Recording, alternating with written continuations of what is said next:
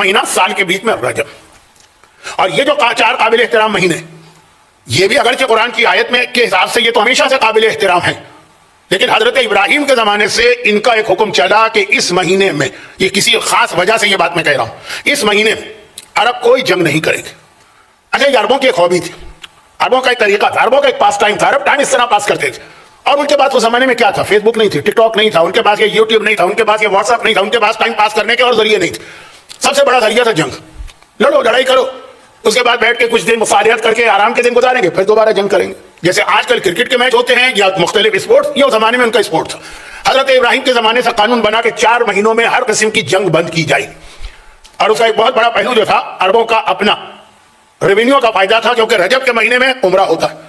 آپ کو بھی معلوم ہے کہ آج بھی اسلام نے حضرت ابراہیم کا یہ قانون ایز اٹ از باقی رکھا کہ پورے سال میں سب سے زیادہ فضیلت اور ثواب والا عمرہ رجب کا ہے، رمضان کا نہیں. اور باقی جو 3 مہینے تھے وہ حج کے مہینے تھے.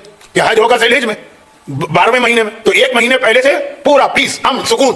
اور 1 مہینے بعد تک کہ قافلے پورے عرب سے آئیں گے، ان کو آتے وقت بھی ایک سکون ہو کہ کوئی ہم پہ اٹیک نہیں کرے گا. حج کر کے واپس اپنے شہروں میں جائیں گے تو ان کو اطمینان ہو کہ کوئی ہم پہ اٹیک نہیں کرے گا. تو حج اور عمرہ اس زمانے کے مکے والوں کے لیے ریونیو کا سب سے بڑا ذریعہ تھا. چنانچہ یہ احترام کے مہینوں میں یہ بھی ایک پوائنٹ ہے، لیکن میں اس کی تفصیل میں نہیں جا رہا ہوں کیونکہ موضوع آج رجب ہے. یہ قابل احترام مہینوں کی تفصیل نہیں، تو کہا اس میں جنگ نہیں ہوگی. اب یہاں تک آپ نے سنا، اس میں جنگ نہیں ہوگی. یہ قرآن کی آیت کا میں نے آدھا ترجمہ کیا ابھی تک. منہا اربعۃ حرم، 4 مہینے حرمت والے ہیں. اب ترجمہ پہلے کمپلیٹ کر لوں پھر واپس آتا ہوں. قرآن نے کہا ذالک الدین القیم، اور یاد رکھو یہ دین قیم ہے. اسلام کا ایک نام دین قیم ہے. قیم کا ترجمہ کیا ہے؟ رائٹ ریلیجن، کریکٹ ریلیجن، جو بھی آپ کہیے صحیح دین، قیامت تک باقی رہنے والا دین، قائم دین، جس کو کوئی اپنی جگہ سے ہلا نہ سکے. خیر، اب یہ بھی ایک معصوم نے خود اس کی طرف اشارہ کیا کہ 12 مہینوں کے بعد یہ کہنا کہ اسلام دین قیم ہے، تو کیا یہ محرم سفر کے لیے کہا یا ہمارے لیے کہا؟ اب یہ پوری تقریر کا موضوع ہی بدل جائے گا، لیکن امام نے اس ٹکڑے سے بھی اپنے اس دعوے کو ثابت کیا کہ یہاں 12 مہینوں سے مراد ہماری ذوات مقدسہ ہیں، لیکن وہ ایک الگ کسی اور موقع پہ سنیے گا. ترجمہ مکمل ہو جائے. قرآن کہتا ہے فَلَا تَظْلِمُوا مِنْهُنَّ أَنفُسَكُمْ. یاد رکھو ان مہینوں میں جو احترام کے مہینوں میں ہے، اپنے آپ پر ظلم نہ کرنا. حضرت ابو ذر غفاری کی ایک نصیحت میں اکثر پڑھتا رہتا ہوں، جس کے پڑھنے کا آج وقت نہیں کیونکہ نماز مغرب کا وقت قریب آ رہا ہے. ابھی رجب کا بھی بیان باقی ہے اور امام معصوم کا بھی. بہرحال ابو ذر غفاری کی نصیحت پورا ایک واقعہ ہے، تو اس کا آخری جملہ جو ہے کیا کہتے ہیں انگریزی میں؟ پنچ لائن. وہ یہ ہے کہ جس نے کوئی گناہ کیا اس نے اپنے آپ پہ ظلم کیا. ہر گناہ کا مطلب کیا ہے؟ اپنے آپ کو جہنم میں دھکیلنا. یہ ظلم ہے، اپنے آپ پہ ظلم ہے. دوسروں پہ ظلم کرنے سے تم ہوشیار رہتے ہو، خبردار رہتے ہو کہ کسی کو آگ سے نہ جلانا، کسی کے تھپڑ نہ مارنا، کسی کے کوڑا نہ مارنا، کسی کو کسی خطرناک جانور سے نہ کٹوانا، اور خود اپنے جسم. دیکھیے آ گیا نا ساجد خزن کا موضوع، سانپ بھی آ گئے، بچھو بھی آ گئے، کوڑے بھی آ گئے، آگ بھی آ گئے. تو کہا کہ یہ اپنے آپ پر ہر گناہ یہی ہے. جو گناہ بھی تم کرو گے اس کا نتیجہ ان میں سے کوئی ایک چیز ہے. تو قرآن نے کہا ان احترام کے مہینوں میں خاص طور پر اپنے آپ پہ ظلم نہ کرنا. یہ آیت کا ترجمہ ماہ مبارک رجب. اب یہاں پہ 2 چھوٹی باتیں سن لیجیے. آیت ابھی تک مکمل نہیں ہوئی ہے شاید، اب میں مکمل کروں بھی نہیں. یہاں تک میرا اصل موضوع جو تھا وہ یہاں تک آ چکا ہے. 2 باتیں. نمبر 1، اس مہینے میں عرب کے وحشی، خونخوار، درندے، جاہل، بلکہ ابو جہل وہ بھی جنگ بند کر دیتے ہیں. روایت یہ ہے کہ ایک مومن کا تو زیادہ یہ حق ہے کہ جس مہینے کے احترام کے وہ لوگ اتنے قائل تھے، تمہاری تو اور زیادہ ذمہ داری ہے کہ اس احترام کے قائل کرو، تو جنگ بند کرو. لیکن ایک ہوتی ہے جنگ انسانوں سے، ایک ہوتی ہے جنگ اللہ سے. ہم کیا اور ہماری حیثیت کیا کہ ہم اللہ سے جنگ کریں؟ لیکن یہ لفظ قرآن کریم میں آیا کہ فلاں گناہ گار اللہ سے جنگ کر رہا. ماہ مبارک رجب میں جب عام انسانوں سے جنگ بند کرنا ہے تو اللہ سے جنگ بند کرنا تو بے طریق اولا ثابت. اور پھر قرآن نے کہا خبردار، دوسروں پہ ظلم سے بچنے والے پہلے اپنے آپ پر ظلم نہ کرو، اپنے آپ کو ظلم سے بچاؤ. چنانچہ ماہ رجب کا پہلا پیغام یہ ملا کہ عام مہینوں کا گناہ رجب کے مہینے میں کیا جائے تو گناہ کی شدت میں اضافہ ہو جاتا ہے. ہمارے یہاں یہ کنسپٹ رمضان کے حوالے سے، اور صحیح رمضان کے لیے بھی یہی حکم ہے، صحیح. لیکن ہمارے یہاں جو کنسپٹ ہے رمضان کے حوالے سے، لیکن قرآن کریم کے اندر جو آیت آئی ہے اور رجب سے بات شروع ہو جاتی کہ عام زندگی میں بھی انسان کو گناہ تو نہیں کرنا، لیکن رجب میں تمہیں اور احتیاط کرنا. اچھا اب یہ اس کے بہت ساری باتیں آ جاتی ہیں، لیکن پھر وہ اصل موضوع رہ جائے.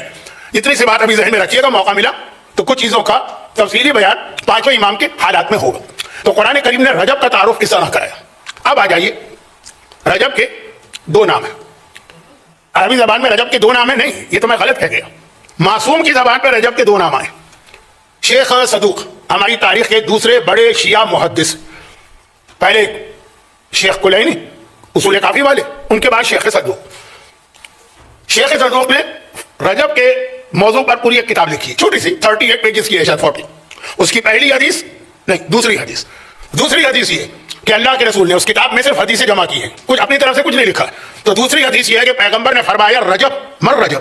کیا تمہیں پتا ہے رجب کیا ہے؟ رجب الاسب والاسب, دو نام. ہمارے یہاں کہتے ہیں رجب المرجب, لیکن معصوم نے کہا رجب کا ایک نام ہے اسب, ایک نام ہے اسم. اچھا اسم کسے کہتے ہیں؟ بات بہت لمبی ہو رہی ہے, میں امام معصوم کے حالات پہ آ نہیں پا رہا ہوں, جلدی سے آنا ہے مجھے. اسم عربی میں کہتے ہیں اس آدمی کو جو بہرا ہو, کیا کہتے ہیں؟ ڈیف. سمن بکمن عمیون فہم لا یرجعون, جو آدمی بہرا ہو. کا رجب ہے اسم, بہرا مہینہ. یہ کیوں ہے؟ یہ وہی جو اب تک جو بات ہوئی, کہا کہ پورا سال 8 مہینے جو ہے مکے کے اندر اور عربوں میں ہر وقت ہتھیاروں کی آواز آتی رہتی ہے, تلواریں چلائی جاتی ہیں, نیزے پھینکے جاتے ہیں, ہتھیاروں کی ایک آواز. میں کراچی کے جس محلے میں رہتا تھا لیٹ 80s اور ارلی 90s, روزانہ فائرنگ, رات بھر فائرنگ کی آواز.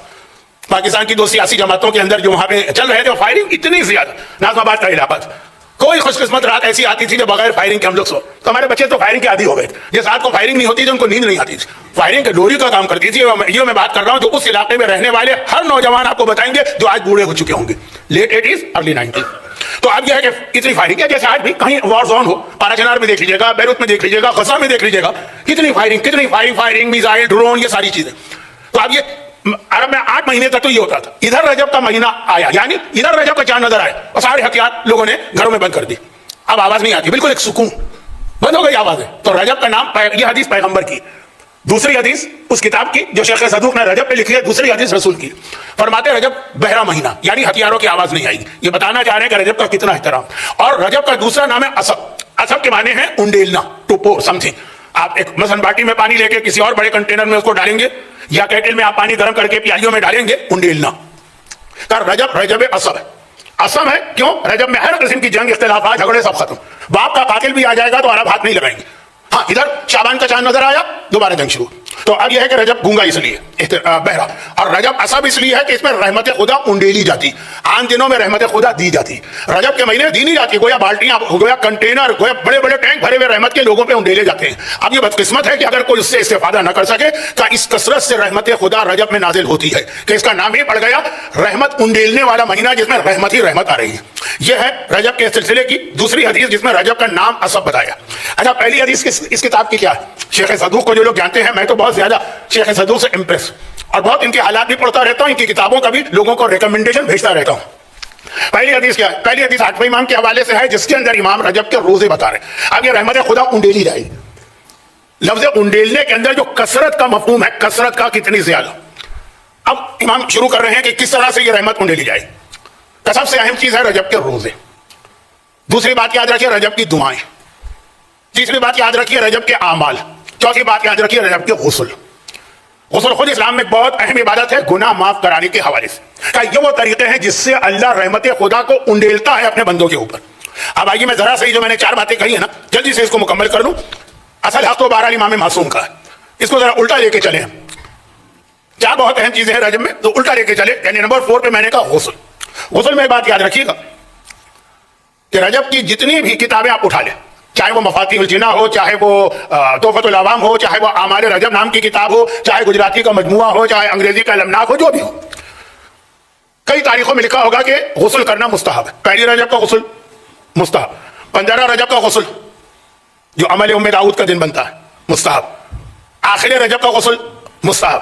اور رجب کی سب سے اہم تاریخ کیا؟ رجب تو پورا مہینہ فضیلت کا ہے, اہم ترین تاریخ 13 رجب مولا کی ولادت اور 27 رجب اعلان رسالت. تو 27 رجب, 4 غسل رجب میں بہت زیادہ ریکمینڈڈ ہیں اور کتابوں میں لکھا ہے کہ مستحب ہے. اور 13 کا بھی آ جاتا, لیکن ہمارے مجتہدین اور مراجع کے پاس ان کی جو اکثریت ہے, ان میں سے کوئی غسل بھی مستحب نہیں. خاص طور پہ میں بات کروں آغا سیستانی, اور اس نے سیستانی کو سیستانی بنایا, یعنی مرحوم آغا خوئی. کہتے ہیں 4 غسل بہت اچھی چیز کریں, اس امید میں کہ اللہ ثواب دے گا, لیکن یہ مستحب نہیں ہے. اب فرق کیا پڑے گا اس جملے سے؟ فرق یہ پڑے گا کہ جو غسل مستحب ہوگا اس کے بعد وضو کی ضرورت نہیں, لیکن کر سکتے اور کرنا چاہیے, ثواب ہے, لیکن ضرورت نہیں. رجب کے 4 غسل جو کہ ہر کتاب میں ملیں گے آپ کو, یہاں پہ مرجع کا فتویٰ اور اعمال کی کتابیں ٹکرائیں گی. اور یہی چیز آپ کے سامنے آج بیان کرنا تھی کہ ہم مرجع کی تقلید کو سمجھنے کے بعد بھی اور مرجعیت کو سمجھنے کے بعد بھی اب تک صحیح معنوں میں تقلید کو نہیں سمجھے. ہم سمجھتے ہیں مرجع کا مطلب ہے وضو کے مسئلے پوچھ لو, یا نجاست کے مسئلے پوچھ لو, یا نماز کے پوچھ لو. عمل والے حصے میں تو ان کی طرف جانے کی ضرورت ہی نہیں, وہ تو تحفۃ العوام میں جو لکھا ہے، جو مجموعے میں لکھا ہے گجراتی کی یا انگریزی کی کتاب کے المناک ہے اس میں لکھا ہے وہی کافی ہے. نہیں، اس میں بھی جہاں فقہی مسئلے آئیں گے مرجع کی طرف جانا پڑے گا. اور مرجعیت کے اعتبار سے بہت دلچسپ مسئلہ آج کل انگلینڈ میں چل رہا تھا، وہ پانچویں امام کے حالات میں بیان کروں گا. میں جلدی سے آنا چاہ رہا ہوں کیونکہ اپنے آپ کو بارگاہ امامت میں مجرم محسوس کر رہا ہوں. تو یہ چاروں اصول کرنا چاہیے، اچھی چیز ہے، کریں، لیکن یہ مستحب نہیں ہے، چنانچہ ان کے بعد وضو کی ضرورت پڑے گی. کیا مطلب؟ یعنی ان کی روایت کوئی معتبر روایت نہیں. نمبر 3 پہ جائیے، اعمال. رجب کے اعمال میں اہم ترین عمل 2 آتے ہیں. ایک ہے عمل ام داؤد، جو ویسے تو ہر ایک کے لیے نہیں، جن کو اپنی اولاد کا کوئی پرابلم ہے ان کے لیے، لیکن کرنے کو ہر آدمی کر سکتا. اور دوسرے آتے ہیں آج کی رات کے عمل، لیلۃ الرغائب، یعنی رجب کی پہلی جمعہ. میں نے لاسٹ ایئر بھی جملہ کہا تھا، پھر ریپیٹ کر رہا ہوں. ہمارے پاس جتنے اعمال روایتوں میں آئے پورے سال، ویکسٹ جو اعمال ہے وہ لیلۃ الرغائب، یعنی اتنے ویک ہیں کہ سمجھ لیں کہ نہ ہونے کے برابر. لیکن چونکہ دعائیں ہیں، سجدے ہیں، نمازیں ہیں تو کر لیں. لیکن اعمال کے اعتبار سے ہمارے پاس لیلۃ الرغائب کی کوئی روایت ہی نہیں. اہل سنت سے ایک روایت آئی ہمارے پاس، ہمارے علماء نے اس کے مطابق عمل کیے. خیر، اس سے زیادہ میں نہیں کہنا چاہتا کہ سب سے ویک اعمال جو ہیں وہ آج کے ہیں لیلۃ الرغائب.